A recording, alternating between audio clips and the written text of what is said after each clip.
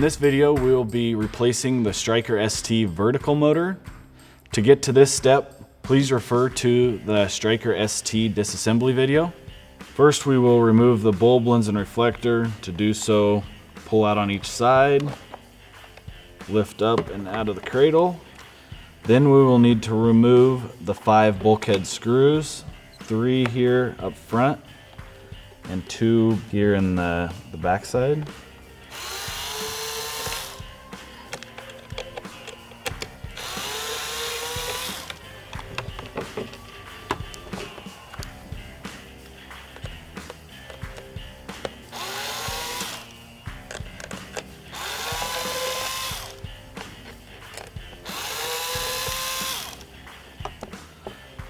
Then you'll identify the vertical motor, which is being held in by the 3 Phillips screws.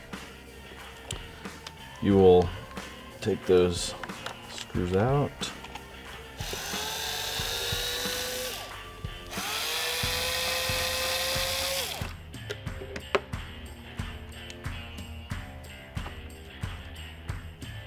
Once the screws are out of the vertical motor, you can pull the motor out.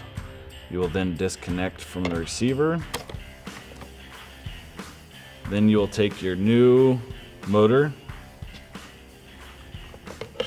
plug that into the receiver,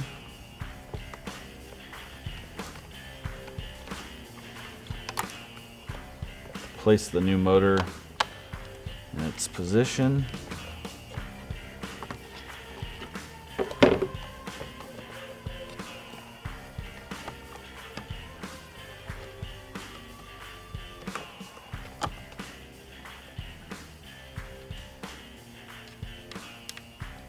And then put those 3 screws back in.